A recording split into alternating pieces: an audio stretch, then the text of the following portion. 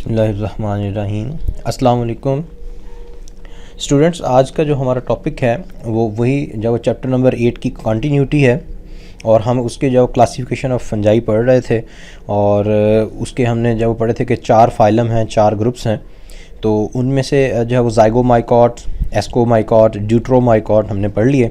आज हमारा जो है वो लास्ट जो फाइलम है बेसिडियोमाइकोटा। तो बेसिडियोमाइकोट्स को जब बेसिडियोमाइसीड्स और क्लब फंजाई का नाम भी जो वो दिया था, जिस तरह कल आपने उसको सैक फंजाई का नाम जो वो दिया था एस्कोमाइकॉट्स को। तो इसको क्लब फंजाई क्यों कहते हैं? जिस तरह उसकी भी करैक्टरिस्टिक जो वो फीचर थी, इसकी भी करैक्टरिस्टिक फीचर है। उसे सैक कहते थे, इसे क्लब जो वो कहते हैं। क्यों क्लब कहते हैं जी? इसलिए इसे जो वो क्लब फंजाई कहते हैं क्योंकि जो है वो for their characteristic club shaped sexual reproductive structures, क्योंकि इनके जो रिप्रोडक्टिव स्ट्रक्चर्स हैं वो किस तरह के हैं, वो क्लब शेप्ड है, वो क्लस्टर्स की फॉर्म में जो होते हैं, वो गुच्छे की फॉर्म में जो है। तो इसलिए हम इन्हें क्लब फंजाई का नाम जो है वो देते हैं। और उन सेक्सुअल रिप्रोडक्टिव स्ट्रक्चर्स का नाम जो है वो क्या है? बेसिडियम है। तो basidium they are actually are in the form of the clusters और the club shape structure, so this fungi is called club fungi. अब आते हैं इसकी जब रिप्रोडक्शन की तरफ। एसेक्सुअल रिप्रोडक्शन बेसिडियोमाइकोट्स में जो है वो अनकॉमन है। कॉमनली ये जब वो एसेक्सुअल जब रिप्रोड्यूस नहीं करते, लेकिन कुछ स्पीशीज ऐसी हैं that may reproduce by the conidia and other methods. Sexual reproduction जिस पे इसका लाइफ साइकिल जो है वो डिपेंड करता है। सेक्सुअल रिप्रोडक्शन में जो है वो क्या है, कहता है कि most of the part of their life cycle, यानी बेसिडियोमाइकोट्स में रस्ट हैं, स्मर्ट फंजाई हैं, बहुत सारे मशरूम्स वगैरह वो सारे इसी में आते हैं। वो आगे हम पढ़ेंगे एग्जाम्पल्स में। तो कहते हैं कि अपने जो है वो लाइफ साइकिल के मोस्ट ऑफ द पार्ट में हाइफी जो है वो क्या है, सेप्टेट जो है रहती है। तो ये इसकी करैक्टरिस्टिक फीचर है कि इसकी हाइफी जो है वो क्या है, सेप्टेट है। अच्छा, अब जब सेप्टेट हाइफी होगी तो सेल्स क्या हो जाएंगे, इंडिविजुअल जब वो फॉर्म में आ जाएंगे, यानी वो मल्टी सेलुलर हाइफी हो जाएगी। तो उस हाइफी की जो सेल्स हैं वो कॉमनली क्या होते हैं, यूनी न्यूक्लिएटेड होते हैं एक फेज में। But when the sexual reproduction goes on they become binucleated, that is dikaryotic। ये dikaryotic की टर्म आपने पहले ही पढ़ी थी। तो जब वो रिप्रोडक्टिव फेज में है तो वो यूनी न्यूक्लिएटेड होते हैं। जब वो रिप्रोडक्टिव फेज में जब आते हैं, यानी प्लाज्मोगैमी उनमें जब होती है, 2 सेल मिलते हैं, तो फिर वो बाइन्यूक्लिएटेड डाइकैरियोटिक फेज में आ जाते हैं। कब जी? when the tip cells of the hyphae grow to the reproductive cells। तो ये जो इनकी हाइफी हैं उनके जो टिप्स के जो सेल्स हैं वो मॉडिफाई होते हैं, वो ग्रो करते हैं और क्या बन जाते हैं, रिप्रोडक्टिव सेल्स की फॉर्म में जब आ जाते हैं। अब जब ये सेल्स फ्यूज होंगे तो सबसे पहले इनका साइटोप्लाज्म फ्यूज होगा। So the cells fuse their cytoplasm, that is plasmogamy, by dissolving the septa. वो जो उनके दरमियान जो सेप्टा बना है, जिसकी वजह से जो यानी क्रॉस वाल्स जो बनी हैं, जो कि इसकी काइटिन की होती हैं, तो वो क्रॉस वाल्स जब क्या होंगी, डिजॉल्व होंगी और 2 सेल जब वो फ्यूज़ कर जाएंगे तो उनके साइटोप्लाज्म जब सबसे पहले फ्यूज़ करेंगे, that is plasmogamy. Then and become the dikaryotic for the long period of the time. और फिर ये जो है वो इनके प्लाज्मोगैमी होने के बाद कैरियोगैमी जब वो फौरन नहीं होती है। ये जब हमने क्लासिफिकेशन में भी जब वो देखा था, तो इसलिए जब वो प्लाज्मोगैमी के बाद दोनों न्यूक्लियाई जो हैं वो एक ही सेल के अंदर जब रहते हैं, so they have the dikaryotic phase, that is for the large period of the time. अब क्या होगा कि ये जो दो न्यूक्लियाई हैं जो एक ही सेल में जब वो मौजूद हैं, जिसको हमने डाइकैरियोटिक का नाम दिया, ये अब जब वो फ्यूज़ कर जाएंगे after a certain period of the time. वो माइटोटिकली डिवाइड करते जाएंगे, डॉटर न्यूक्लियाई जो वो बन जाएंगे, फिर वो एक जब वो टाइम आता है कि वो फ्यूज़ कर जाते हैं। तो हम ये कह सकते हैं कि मेल एंड फीमेल जब वो nuclei, positive and negative strain of the nuclei जब वो क्या करते हैं, वो फ्यूज़ कर जाते हैं। Karyogamy takes place and the diploid mother cell undergo meiosis. और फिर जो उसके नतीजे में डिप्लॉयड सेल जब बनता है उसकी मियोसिस होती है, और मियोसिस के नतीजे में जो है वो 4 हैप्लॉयड बेसिडियोस्पोर्स बनते हैं। अब होता है डिप्लॉयड सेल जब वो मियोसिस से जब वो गुजरेगा तो उसके जो आगे डॉटर सेल्स जो बनते हैं वो हमेशा क्या होते हैं, हैप्लॉयड जब होते हैं, क्योंकि मियोसिस क्या करती है, नंबर ऑफ क्रोमोसोम्स को हाफ जो है वो कर देती है। तो जब वो मियोसिस होगी और मियोसिस के नतीजे में जब वो क्या होंगे, 4 हैप्लॉयड बेसिडियोस्पोर्स जो वो बनेंगे। और ये बनेंगे कहाँ पे, they are formed on the top of the each basidium. ये हर बेसिडियम के जो है वो यानी जो सेक्सुअल रिप्रोडक्टिव जो स्ट्रक्चर है जिसमें वो न्यूक्लियाई थे जो जब वो डिवाइड हुए 1 से 4 न्यूक्लियाई बने और जब वो फिर वो सेल्स में उनमें सेप्टा क्रिएट हुआ तो वो 4 जो है वो सेल की फॉर्म में 4 स्पोर्स की फॉर्म में जब आ गए उनको हम बेसिडियोस्पोर का नाम देते हैं। So they are not produce inside any structure. जिस तरह एस्कस में आपने पढ़ा था कि जो स्पोर्स हैं वो सैक फंजाई में कि जो स्पोर्स हैं वो एस्कस के अंदर जो बनते हैं, लेकिन इसमें जो है वो स्पोर्स बेसिडियम के अंदर नहीं बनेंगे बल्कि उसके टिप पे उसके टॉप पे जो है वो बनेंगे और वहाँ से उससे जो है वो सेप्टेट हो जाएंगे, सेप्टा जो है वो क्रिएट हो जाएगा और उससे अलग हो जाएंगे। जब मैच्योर होंगे तो वो वहाँ से डिस्पर्स ऑफ हो जाएंगे और जब फेवरेबल लैंड पे गिरेंगे तो वो आगे ग्रो कर जाएंगे। करेक्टरिस्टिक फ्रूटनिंग जो बॉडीज हैं that is called the basidium. वही जो हम ऊपर बात कर रहे थे कि सेक्सुअल स्ट्रक्चर्स जो हैं वो जो क्लब शेप है वो क्या है, जो बेसिडियम है they are formed of entirely the dikaryotic mycelium.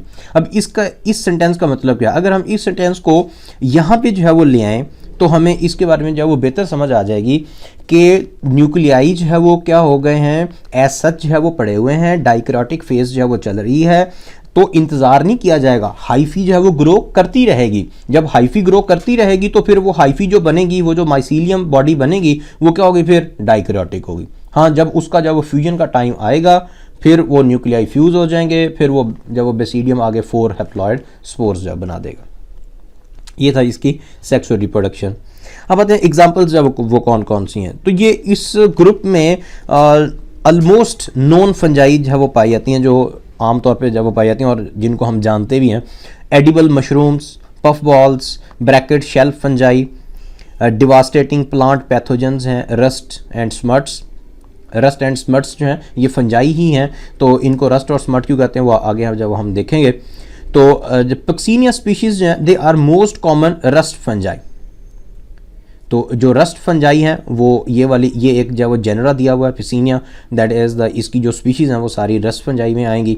अस्टीलेगो species जो हैं they are most common smut fungi. ये जेनरा हैं दोनों, तो इसके अंदर जितनी भी आगे जब वो स्पीशीज़ हैं 10 हैं 20 हैं जितनी भी हैं वो सारी जब वो इसमें जो इसकी स्पीशीज़ हैं वो रस्ट फंजाई कहलाएंगी, इसकी जब वो स्मट फंजाई जब वो कहलाएंगी। रस्ट को रस्ट क्यों कहते हैं और स्मट को स्मट क्यों कहते हैं? रस्ट फंजाई यानी रस्ट जो हैं दे आर कॉल्ड सो, उनको ऐसा कहा जाता है क्यों? Because of there numerous rusty orange yellow colour disease spots, कि ये अपने होस्ट यानी पौधे के ऊपर ये क्या बनाते हैं, उसके पत्तों के ऊपर, उसकी ब्रांचेस के ऊपर, उसकी स्टेम के ऊपर जो है ये rusty orange yellow coloured spots बना देते हैं। और ये ऑरेंज येलो कलर्ड जो है वो आहिस्ता आहिस्ता बाद में किसमें कन्वर्ट हो जाते हैं, ब्रिक रस्ट रेड स्पोर्स में कन्वर्ट हो जाते हैं। तो चूंकि जो है वो ये ब्रिक कलर का आ जाता है, लाल रंग के जो है वो हो जाते हैं और रस्टी जंग आलूद टाइप जो है वो होते हैं, तो हम इन्हें रस्ट का नाम जो देते हैं। स्मट्स को यानी स्मट फंजाई को क्यों कहते हैं जी smuts? They are called so because of their black dusty spore masses. तो इनके जो है वो किस तरह के स्पोर होते हैं, ब्लैक कलर के होते हैं, मट्टी की तरह के, धूल की तरह के होते हैं spore message that resemble the suit of smut, जो है वो राख से रिजेंबल करते हैं, राख मट्टी जो है वो जलाने के बाद, जो लकड़ी के जलने के बाद वो जो राख बनती है जिसको जो है वो सूट का नाम भी जो दिया जाता है। तो ये इसके स्पोर्स जब ब्लैक कलर के होते हैं तो वो मट्टी की तरह के जब होते हैं। And replace the grain kernel, और जो गंदम का सिट्टा है उसको जब पूरे को ये डिस्ट्रॉय कर देते हैं, ब्लैक कर देते हैं और उससे ये स्पोर्स जो फिर डिस्पर्स ऑफ होते हैं। चूँकि इनके जो स्पोर्स हैं वो ब्लैक डस्टी कलर के हैं इसलिए हम इन्हें स्मट फंजाई का नाम जो देते हैं। नेक्स्ट है हमारे पास ये एग्जांपल के तौर पर, एक्सप्लेनेशन के तौर पर है life cycle of the loose smut of the wheat. ये जो गंदम का जो सिट्टा होता है जिसको हम कर्नल का नाम जो है वो देते हैं, तो जब वो बेसिडियोमाइसीट्स वो जो हमने अभी पढ़ी हैं अस्टीलेगो स्पीशीज़, उसकी एक एग्जांपल है अस्टीलेगो ट्रिटिकाई। तो ये जो ट्रिटिकाई जो स्पीशीज़ हैं ये स्पीशी क्या करती है, ये गंदम को जो है वो अफेक्ट करती है, गंदम के सिट्टे को जो है वो डिस्टर्ब करती है और उसके अंदर जो बीज बन रहे होते हैं उनको ये स्पोर्स में कन्वर्ट कर देती है और उसको ख़राब करती है। तो हमने ये देखना है कि इसका लाइफ साइकिल जो है वो कैसे गो ऑन होता है। अब the spores of the loose smut of the wheat are called the teliospores. तो अस्टीलेगो ट्रिटिकाई के जो स्पोर्स हैं उनको टीलियोस्पोर्स का नाम जो है वो दिया जाता है। और ये किसी जो है वो इन्फेक्टेड कर्नल पे हो सकते हैं, ये हवा में जो है वो मुअल्लक हो सकते हैं। तो जब ये स्पोर जो है वो विंड के ज़रिए से मूव करते हुए, हवा से जो है वो उड़ते उड़ाते हुए किसी हेल्दी फ्लावर पे जो है वो गिरते हैं, गंदुम के पौधे के हेल्दी फ्लावर पे जब ये गिरते हैं, देखो by wind, with the help of the wind they germinate. तो ये उस फ्लावर में क्या कर जाते हैं, जर्मिनेट कर जाते हैं। साथ साथ जो है वो लाइफ साइकिल को भी हम, डायग्राम को भी जो वो देखते जाएं। अब यहाँ से जो वो शुरू होता है, ये मैंने जो नंबर्स हैं इनको हाईलाइट भी किया हुआ है ताकि आप लोगों को जो समझ आ जाए अच्छे तरीके से। तो जब वो पहला ये इन्फेक्टेड कर्नल है, कर्नल की जो मेम्ब्रेन है वो बस्ट हो चुकी है और उसमें ब्लैक स्पोर्स जो है वो क्रिएट हो चुके हैं। अब ये हवा से जो है ये वाले स्पोर्स क्या करेंगे, ये हवा से जो है वो उड़ेंगे, डिस्पर्स ऑफ जो है वो होंगे। जब ये जो है वो डिस्पर्स ऑफ होंगे तो ये किसी हेल्दी फ्लावर पे जो है वो गिर जाएंगे। मींस पौधे के किसी, यानी गंदम के किसी, जब वो पौधे के हेल्दी फ्लावर पे जब ये गिरेंगे तो ये जर्मिनेट कर जाएंगे। और जब ये जो है वो स्पोर जर्मिनेट करेगा तो क्या बनाएगा, फंगल हाइफी जो है वो बनाएगा। तो जो रिजल्टेंट हाइफी है वो क्या करेगी, by germination penetrate into the flower ovary. तो ये फ्लावर की ओवरी में जो है वो घुस जाएगी। ये देखें, ये ओवरी है फ्लावर की, ये हाइफी जो है वो ग्रो की गई है और ये ओवरी के अंदर जो है वो घुस गई है। और ओवरी से जो है वो आगे क्या बनना है, फ्रूट और सीड जो है वो बनना है। ठीक, तो ये इसके अंदर घुस के यहाँ पे जो है वो डॉर्मेंट फॉर्म में पड़ी रहती है और ये बीज में कन्वर्ट हो जाता है। ये जब बीज बनता है तो ये हाइफी जो है ये इसके अंदर डॉर्मेंट फॉर्म में पड़ी रहती है। अब ये देखें, ये सीड है, ये हमने जो वो स्टोर कर लिए हैं, इनके अंदर ये हाइफी पड़ी हुई है। जब इसको हम नेक्स्ट सीजन में ग्रो जो है वो करवाएंगे तो ये इन्फेक्टेड सीड्स जब ग्रो करते हैं नेक्स्ट सीजन में तो हाइफी भी उसके साथ ही ग्रो कर जाती है। और उस सीड से जब पूरा जो है वो गंदम का पौधा बनता है तो ये उसकी पूरी स्टेम में उसके जो जितने भी फ्लावर बनते हैं उन सब में ये हाइफी पेनिट्रेट कर जाती है। और जब वो फ्लावर फॉर्मेशन होती है उससे जो है वो आगे सीड फॉर्मेशन जब होती है तो ये इसकी हाइफी हर फ्लावर में, हर सीड में, हर ओवरी में ये घुसी हुई होती है और वहाँ पे ये अपने स्पोर्स क्रिएट जो वो कर देती है, जिनको हमने टीलियोस्पोर्स का नाम दिया था। जब ये टीलियोस्पोर जो है वो बन जाएंगे तो ये ओवरी, ये इसका ओव्यूल, ये सीड सब कुछ क्या हो जाएगा, डैमेज हो जाएगा और ये ब्लैक रस्टी कलर में जो है वो कन्वर्ट हो जाएंगे। ये इसलिए हम इसे स्मट भी कहते हैं क्योंकि ये जो ब्लैक डस्टी कलर के जो वो इनके स्पोर होते हैं। ये पूरा कर्नल जो वो ब्लैक कलर का सिटा हो जाएगा और ये स्पोर्स यहाँ पे अब फुली ग्रोन है। जब ये हवा वगैरह से जब वो उड़ेंगे तो जब किसी हेल्दी प्लांट पे गिरेंगे तो ये नेक्स्ट लाइफ साइकिल अपना स्टार्ट कर देंगे। तो इस तरीके से ये जो लूज स्मट ऑफ वीट है ये इन्फेक्टेड प्लांट से हेल्दी प्लांट पे ट्रांसफ़र होती है by the wind and then grows into the seed and when the seed germinates in the next season it infect whole of the plant which is formed from this infected seed and convert the whole सिटा। अगर हम उर्दू में बात करें तो colonel mean सिटा। तो उस पूरे सिट्टे को जो है वो क्या करते हैं, ये इन्फेक्ट कर देंगे और ये डस्टी स्पोर्स में कन्वर्ट हो जाएंगे और ये हवा से फिर उड़ जाएंगे और फिर इस तरह ये लाइफ साइकिल रिपीट होता रहेगा। That is all about today's topic, that is the Basidiomycota or the club fungi.